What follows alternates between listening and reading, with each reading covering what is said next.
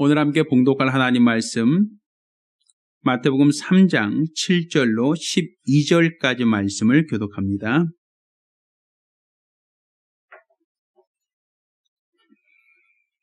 요한이 많은 바리새인과 사두개인이 침례 베푼 데 오는 것을 보고 이르되 독사의 자식들아 누가 너희를 가르쳐 임박한 진노를 피하라 하더냐.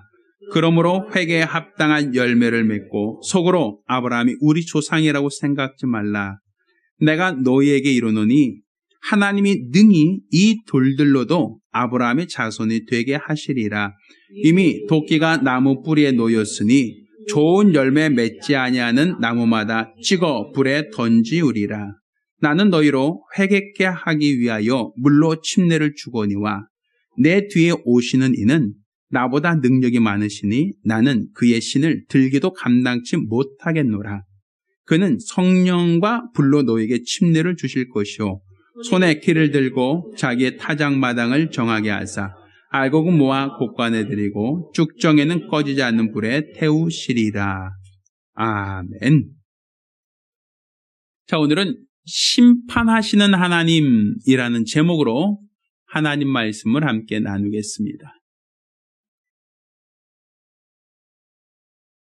하나님은 공의로서 세상을 심판하시는 심판주이십니다. 우리가 항상 우리 하나님을 알고 하나님을 믿는다라고 할 때 내가 원하는 하나님, 내가 믿고 싶어하는 하나님이 분명히 있습니다. 성경에서 말하고 있는 것처럼 하나님을 사랑의 하나님, 은혜의 하나님, 긍휼의 하나님, 자비의 하나님, 우리에게 복 주시는 하나님, 우리는 항상 하나님을 내가 원하는, 내가 바라는 모양에서 하나님을 이해하기 원하고 그러한 하나님을 믿기를 원합니다. 우리를 위하여 독생자까지 내어주신 우리 사랑의 하나님, 우리에게 복을 주시되 한량없는 복과 은혜를 주시고자 하는 복 주시는 하나님, 우리를 용서하신 하나님, 우리를 긍휼히 여기시는 하나님, 우리는 그와 같은 하나님을 알고 그와 같은 하나님을 믿으며 또 우리를 사랑하고 복 주시며 위로하시는 긍휼의 하나님으로 인하여 우리가 도움을 받고 또 그의 은혜로 감사하곤 합니다.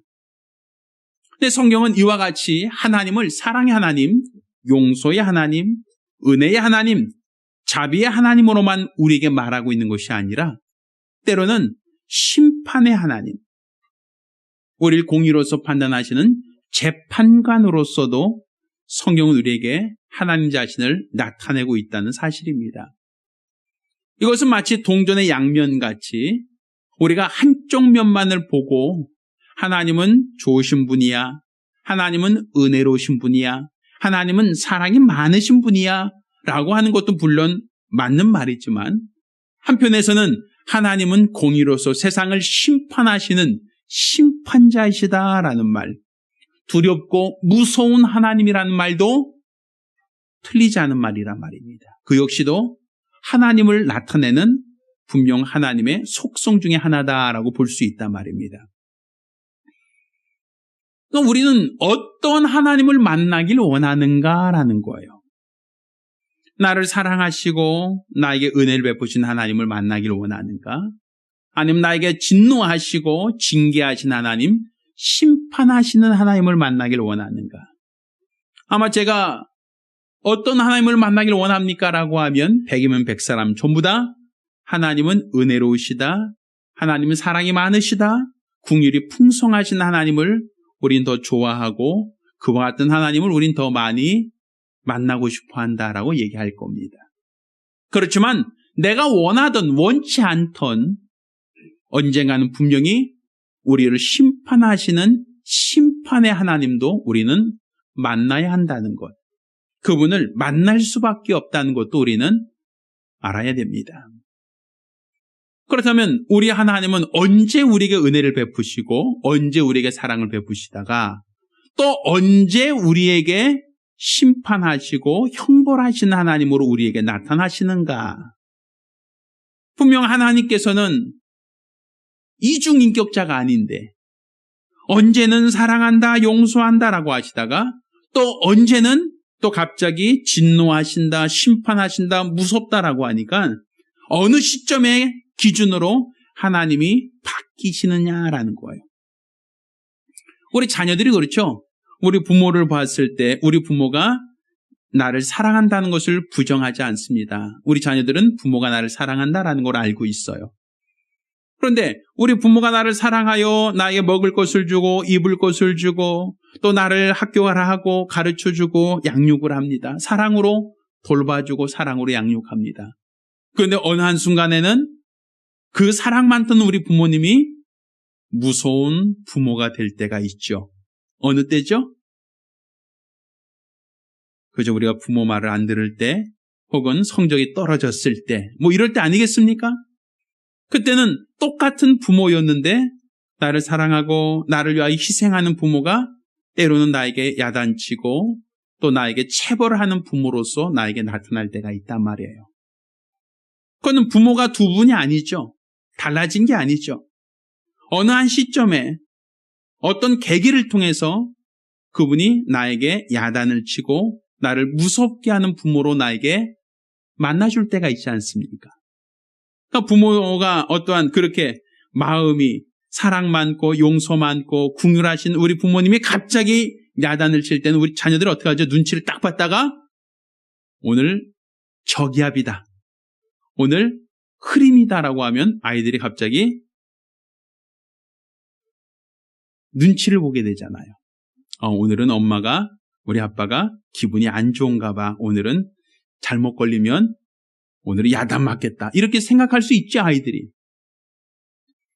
그 우리 하나님은 언제 우리에게 은혜를 베풀고 언제 우리에게 긍휼과 자비를 베푸시다가 언제 우리를 심판하시고 형벌하신 분으로 어느 시점에 바뀌시느냐라는 거예요. 이것을 우리는 농사를 통해서 우리 하나님을 이해할 수 있을 것 같습니다. 저희 아버님께서도 저기 조그만 그 텃밭을 가지고 있어요. 그래서 고구마도 심고 고추도 심고 또 상추도 심고 또 이렇게 텃밭에다 여러 가지를 심고 또 가꾸는 것을 저는 본 적이 있습니다. 그런데 보니까 무조건 땅에다가 씨만 뿌려서 자라는 게 아니에요. 먼저는 땅을 잘 갈죠. 이른 봄부터 땅을 잘 갈고 그 다음에 그 돌 같은 거 다 캐내고 또 거기에 어떤 덤불 같은 거 있으면 다 태워버리고 쓰리 같은 거 있으면 다 한쪽에 모아놓고 밭을 잘 먼저 만들어 놓습니다. 그리고 거기다가 이제 유기비료를 거기다 쭉 뿌려놔요. 밭에다가. 그리고 또 뿌리기 전에 뭐 씨앗을 심기 전에 군뱅이 약이라고 해서 또 군뱅이 약도 한참 뿌려놔요. 그리고 나서 이제 비늘을 다 덮고 나면 이제 어느 정도 이제 밭이 준비된 것 같습니다. 그리고 이제 날씨가 좀 풀리고 또 이제 좀 괜찮다라고 할 때쯤 되면 거기다 씨를 심거나 요즘 묘종으로 나온 것을 거기다 구멍마다 다 심어놔요. 그러고 나서 끝난 게 아니더라고요. 심어놓고 나서 계속 이제 물 주러 다녀요. 이제 호수로 이렇게 쭉 물 주기도 하고 호수로 안 된 데는 이제 조루라 그래서 거기다 물을 떠가고 다니면서 또 다 직접 구멍마다 다 물을 주고 다녀요. 근데 제가 보니까 거의 매일같이예요. 매일같이. 거의 매일같이 그 구멍마다 다 물 주고 다니는 일을 거의 소일 삼아 하시더라고요. 이렇게 안 하면 말라 죽으니까. 이렇게 안 하면 심은 씨앗이 제대로 발화가 되지 않고 열매를 맺지 않으니까 계속 여름 내내 그 일을 하시더라고요. 그런데 제가 보니까 밭을 만들고 거름을 주고 거기다가 물을 붓는 것은 내가 심어놓은 고구마 혹은 내가 심은 어떤 상추, 내가 심은 고추가 잘 자라길 바라는 농부의 마음일 겁니다. 그런데 그 옆에 보니까 심어놓지도 않은 잡초들이 잘 자라요. 물을 줄 때 그 물을 같이 받아서 자라요. 또 거름을 쭉 뿌려놓은 것을 가지고 이 거름은 내가 심어놓은 상추만을 위한 거름이야 라고 하는데도 불구하고 그 옆에서 자라는 잡초들은 그 거름을 먹어요 안 먹어요? 먹고 자라요. 그러니까 아주 튼실하게 잘 자라요. 또 해충을 잡아준다고 어떤 농약을 치면 농약은 채소에만 이렇게 안겠어요? 아니면 잡초에도 다 뿌려지겠어요? 잡초에도 다 뿌려져요. 자, 그랬을 때 우리가 단순하게 생각할게요.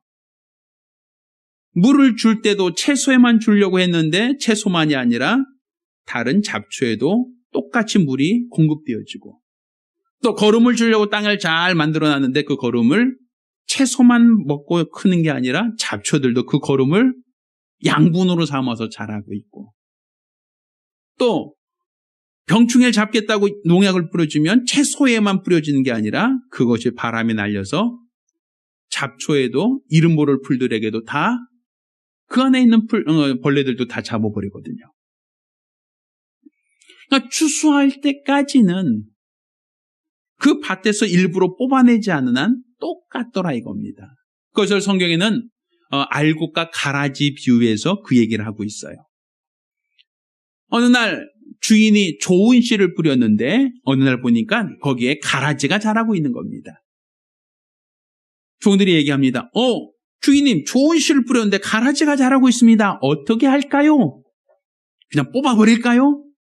아니다, 그냥 내버려 두어라. 나중에 추수할 때 그때 뽑자. 자, 그러면 그 가라지가 내버려 뒀습니다. 그러면 농부가 물을 주면 그 물은 알곡만 먹겠습니까? 가라지도 먹겠습니까? 가라지도 똑같이 그 물을 흡수하겠죠. 농부가 거름을 주고 비료를 주면 그 비료는 알곡에게만 들어가겠습니까? 가라지도 같이 먹겠습니까? 똑같이 가라지도 그 비료를 양분으로 삼을 거 아닙니까? 이것을 성경에는 이와 같이 얘기합니다. 하나님께서 해를 비춰주실 때 의인에게만 비춰주시는 게 아니라 의인과 악인에게 똑같은 해를 비춰주시고, 하나님이 비를 내려주시는데 그 비도 의인에게만 비를 내려주시는 게 아니라 악인에게도 똑같은 비를 주신다라 이겁니다. 그러니 많은 사람들이 얘기를 합니다. 예수 믿어봤자 특별한 게 없어. 예수 믿으면 더 많이 복받고 예수 안 믿으면 오히려 잘 안 되고 문제가 있었고 그들에게 어려움이 있을 거라고 생각하는데, 그런데 보니까 오히려 믿지 않는 사람이 잘 되고 형통한 것을 더 많이 보게 된단 말이에요. 특별히 믿는 사람이라고 하여 더 형통한 것이 없어 보인단 말입니다. 왜? 해가 비칠 때 해는 곡식에게만 비추는 게 아니라 잡초나 이름 모를 풀들에게도 똑같은 해가 그들에게도 광합성을 하게 하고, 하늘에서 내리는 비는 내가 심은 이 곡식에게만 내리는 것이 아니라 이름 모를 풀들과 가라지에게까지도 똑같은 비를 내려준단 말입니다. 그러니 우리가 생각할 때는 하나님은 특별히 구분하지 않으시는 것 같아.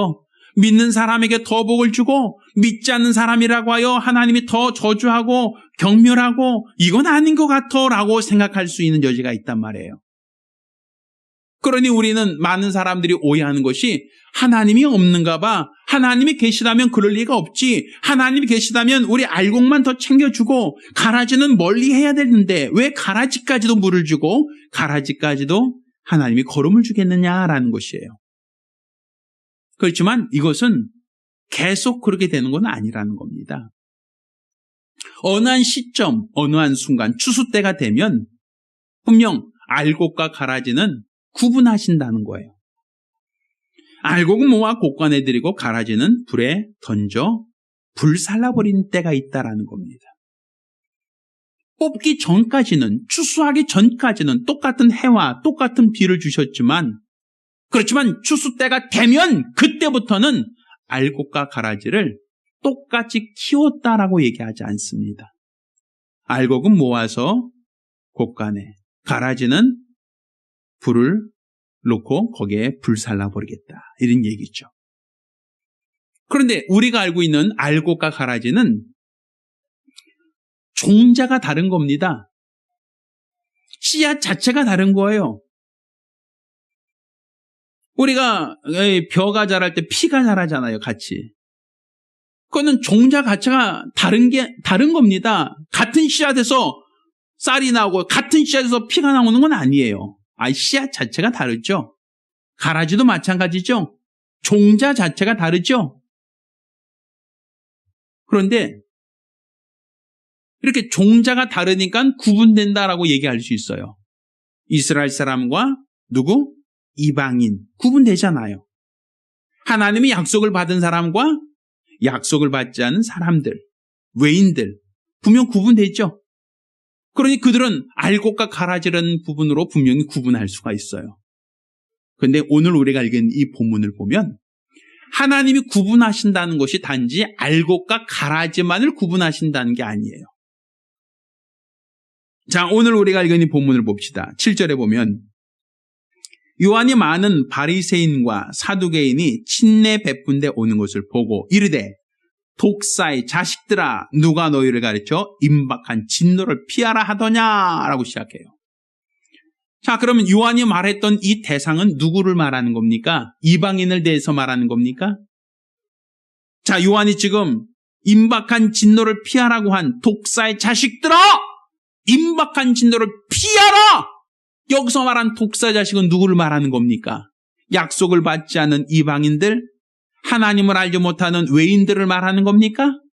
아니죠. 오늘 여기 본문을 보면 바리새인과 서기관들이라고 얘기하고 있어요. 바리새인들은 어떤 사람입니까? 어릴 때부터 율법을 아는 사람이고 어릴 적부터 율법대로 사는 사람, 율법에 순종하는 사람을 말합니다. 사두개인은 어떤 사람입니까? 돈이 많은 사람들이었죠. 자기가 가지고 있는 재물로서 가난한 사람에게 구제하고 어려운 사람에게 어떤 도와주는 자선을 하는 사람이 사두개인들이었단 말입니다. 그 당시로 본다면 종교 지도자들이고 사회의 유력층들이에요. 그런데 오늘 우리가 읽은 이 본문을 보니까 독사의 자식들아 임박한 진노를 피할 줄 아느냐? 라고 했던 이 대상이 바로 외인들, 이방인들이 아니라 바리새인, 서기관들을 말하고 있단 말입니다. 자, 9절에 이와 같이 얘기합니다. 속으로 아브라함이 우리 조상이라고 생각지 말라. 내가 너에게 이르노니 하나님이 등이 이 돌들로도 아브라함의 자손이 되게 하릴 것이다. 자, 아브라함이 우리 조상이다라는 얘기는 씨가 같다는 얘기에 다르다는 얘기예요. 씨가 같다는 얘기죠. 같은 선민이라는 거 아닙니까? 같은 이스라엘 사람이라는 거 아닙니까? 같은 약속을 받은 백성이라는 거 아닙니까? 그런데 우리 조상이 아브라함이라고 안심하지 말라는 거예요. 너희 조상이 아브라함이라 할지라도 너에게 임박한 진노가 있다. 지금 그들이 하나님 앞에 심판을 받을 수 있다라는 얘기를 하고 있어요. 자, 그러면서 얘기합니다. 이미 도끼가 나무 뿌리에 놓였으니 좋은 열매 맺지 않는 나무마다 찍어 불에 던질 것이다. 여기서 말하는 나무는 이방인을 말하는 게 아닙니다. 이스라엘 사람들, 그것도 바리새인과 사두개인과 같은 종교 지도자들, 사회 지도자들을 말하는 겁니다. 그런데 그들에게 농부가 원하는 열매를 맺지 못하면 너희도 찍어서 불에 던질 것이다 라고 말을 하고 있어요. 너희에게 심판이 있을 것이다 라고 말하고 있습니다. 그럼 여기서 말하는 심판은 알곡과 가라지를 구분한 심판이 아니죠. 똑같은 아브라함의 씨에서 났으니까 씨앗 자체가 다른, 가라지는 씨앗 자체부터 틀린 겁니다. 종자 자체가 틀린 것을 가라지라고 하는 겁니다. 그렇지만 여기서는 바리새인, 사두개인, 아브라함의 자손이라고 하는 거 보니까 종자씨는 같다는 얘기죠. 씨앗 자체는 똑같다는 얘기죠. 그런데 똑같은 씨앗인데, 똑같은 선민인데, 똑같은 이스라엘 사람, 똑같은 하나님의 백성들인데 심판이 있다, 형벌이 있다, 임박한 진노가 있다라고 말하고 있단 말입니다. 어떤 자에게 좋은 열매를 맺지 않는 나무는 찍어 불에 던질 것이다 라고 말하고 있어요. 자, 그 부분을 조금 더 보충해서 12절에 이와 같이 얘기합니다. 손에 키를 들고 자기의 타작마당을 정하게 하사 알곡은 모아 곡간에 들이고 쭉정이는 꺼지지 않는 불에 태우시리라 라고 표현하고 있어요. 여기서는 알곡과 가라지를 말하지 않고 알곡과 무엇을 말하고 있어요? 쭉정이를 말한단 말입니다. 자, 쭉정이가 뭡니까? 쭉정이는 알이 채 연글지 않고 추수할 때 알 자체가 연글지 않고 그래서 껍질은 있는데 정작 속 알맹이가 없는 것을 쭉정이라고 해요. 그것을 예수님께서 또 다른 표현을 씁니다. 외식하는 서기관과 바리새인들이요. 너희가 겉모습은 똑같아 보이는데 정작 그 속은 알맹이가 없다. 이것을 외식한다라고 표현했죠. 그러니까 겉모습은 똑같아요. 같은 나무에서 같은 풀에서 자라고 있으니까 같은 종자예요. 같은 씨앗에서 났어요. 같이 자라고 있어요. 그런데 뭐가 문제예요? 그 안에 알이 차 있지 않으면 껍데기 상태로만 있으면 이걸 쭉정이라고 얘기하고 그 안에 알이 가득가득 차 있으면 이걸 알곡이라고 한단 말입니다. 그러면 농부가 추수할 때에 오늘 본문을 보니까 키를 들고 자기 타작마당을 정하게 하사라고 하고 있거든요. 키질 한다는 얘기입니다. 자, 키가 뭡니까? 우리 어릴 때 누가 밤중에 세계 지도를 그리면 뭘 씌우고 다녔죠? 뭐죠 그게? 그게 바로 키예요. 동네 집 다니면서 소금 달라고 이 소금 구걸하고 다녔던 거 있었잖아요. 머리에 쓰던 거. 이걸 키라고 합니다. 그러면 알곡과 쭉정이를 같이 이 키에 올려놓고 키질을 한다 그래요. 키질. 그럼 키질하면 알곡은 계속 키에 남아있죠. 그런데 덤부럭지나 찌푸러기나 이런 쭉정이 같은 거는 바람을 불면 어떻게 되죠? 다 날아서 떨어진단 말이에요. 키 안에 남아있지 않죠. 이게 키질할 때마다 계속 바람 불면 바깥으로 떨어지죠. 근데 분명 그 쭉정이를 가라지를 태우는 그 불에 같이 태워버린다는 거예요. 그럼 여기서 말하는 이 쭉정이는 종자씨가 다른 게 아니라 같은 종자씨인데도 불구하고 알이 채 연글지 않은 것을 쭉정이라고 하지 않습니까? 그러면 우리가 이것을 오늘날로 이 말씀을 똑같이 가져와 봅시다. 똑같이 교회를 다닙니다. 같은 자리에서 예배도 같이 드립니다. 겉모습 볼 때는 교인이에요. 크리스찬이에요. 기독교인이라고 말합니다.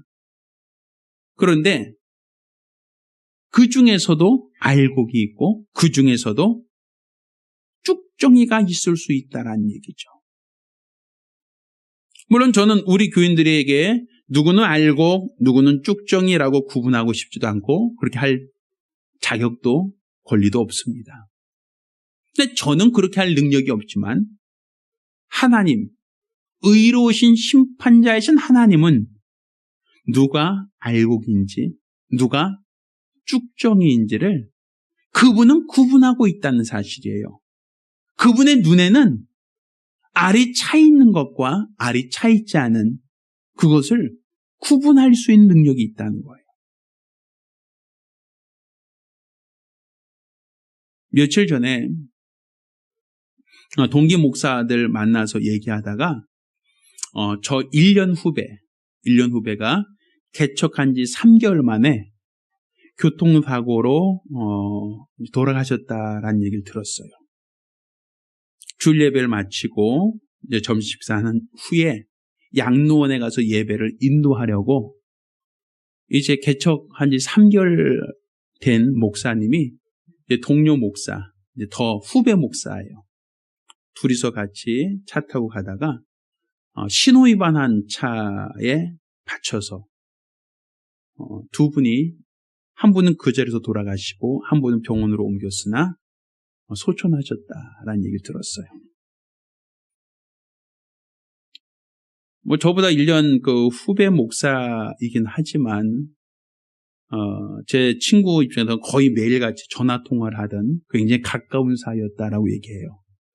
또 같이 돌아가신 그 한 분의 목사님은 아이가 6개월 됐다는 얘기를 들었어요. 근데 그 교통사고가 그렇잖아요. 병 돌아서 돌아가신 분은 그래도 몸은 겉으로 드러나는 외상은 없잖아요. 근데 그분 같은 경우는 이게 차가 아주 심하게 받고 신호등까지 같이 이렇게 한 바람에 머리도 깨지고 다리나 이쪽도 거의 굉장히 크게 부상을 크게 입었다라는 얘기 들었어요. 그래서 그걸 입간을 모시는 분이 마침 집사님이셨는데 집사님이 입간을 모시고 나중에 한 말이 제가 지금까지 수십 년을 이 직업, 그러니까 어떤 장례 일을 해왔지만 이렇게 처참하게 입간 모신 분은 처음입니다라고 할 만큼 그렇게 몸이 망가지고 찢긴 상태로 장례를 치렀다라는 얘기래요.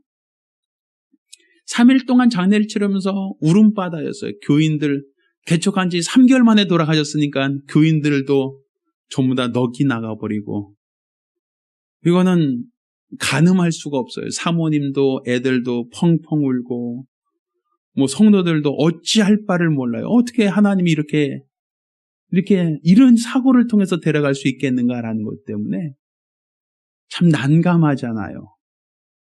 목회를 열심히 하고 또 목회를 하겠다고 개척을 한 지 3개월밖에 안 됐으면 사실은 어떻게 본다면 이제 시작인데 같이 개척하겠다고 따라 나온 사람들은 얼마나 황당합니까? 그분들이 죽음을 맞이하는 분들은 얼마나 괴롭겠습니까? 가족들은, 자녀들은 어떻겠어요, 심정이. 근데 그런 모습을 보면서 너무 이렇게 마음이 충격을 받았다라는 얘기를 하면서 이제 동기 목사들이 서로 얘기했던 기억이 납니다. 사람들이 봤을 땐 얘기합니다. 하나님이 함께하는 목사님인데 하나님이 지켜주고 하나님이 돌봐줘야 되지 않습니까? 어떻게 그런 사고가 나고 또 그런 사고를 통해서 이렇게 크게 유명을 달리할 수 있습니까? 라고 사람들은 굉장히 충격을 받고 얘기를 합니다. 근데 우리가 그 가족을 볼 때, 유족을 볼 때 불쌍하다고 얘기해요. 불쌍해. 6개월밖에 안 됐는데 아이가. 이제 갓 걸어다니는 아이가 하나 있는데 어떻게 그 사람은 어떻게 살아? 사모님 30 몇 살이래. 어떻게? 우리는 그들을 볼 때 불쌍히 여긴단 말이에요. 불쌍하다. 가련하다. 목사님인데 어떻게 하나님이 그렇게 빨리 데려갈까? 그것도 이런 사고를 통해서 어떻게 이런 일이 있을 수 있을까라고 사람들은 그 가족을 불쌍히 여긴단 말이에요. 근데 내가 불쌍히 여긴다고 하여 하나님도 똑같이 불쌍히 여기겠느냐는 거죠. 그들이 하나님이 보실 때 알곡이었다라고 한다면 그 사람 죽음을 우리는 불쌍하게 여기지만 하나님은 복된 죽음이라 얘기하실 겁니다. 우리는 그 남은 가족을 보고 안타까워하지만 하나님은 그는 추수할 때가 돼서 내가 그를 추수했다. 그는 알곡이었다라고 얘기할 겁니다. 반면에 이 땅에서 장수했습니다. 90세 혹은 100수까지 장수하고 호강하며 이 땅에서 편안하게 사다가 돌아가셨어요. 사람들은 다 호상이라고 얘기합니다. 이렇게 자는 듯이 주무셨다고 또 돌아가셨다고 사람들은 다 위로합니다. 호상이라고 사람들은 그렇게 서로가 서로에게 위로의 말을 남깁니다. 그런데 과연 호상일까요? 하나님 보실 때 그 사람이 알곡이 아니었다면 하나님 보실 때 그 사람이 교회는 다녔고 직분은 받았다 할지라도 알곡처럼 그 안에 진리의 말씀이 채워져 있지 않고 믿음이 그 안에 연결지 않았다고 한다면 하나님은 그 사람을 쭉정이라고 얘기할 겁니다. 그 사람은 복된 죽음이 아니라 심판자이신 하나님 앞에서 엄한 불로 심판받는, 형벌받는 불쌍한 영혼이다라고밖에 말할 수 없을 거란 말입니다. 지금 우리의 기준이 아니라 하나님의 기준, 심판하시는 그분의 기준으로 봤을 때에 알곡이냐, 쭉정이냐. 같이 교인입니다. 같이 교회를 다닙니다. 같이 믿음 생활했습니다. 라고 할지라도 대부분 사람들은 그 사람이 교회를 열심히 다녔습니다. 그 사람 직분도 있었습니다.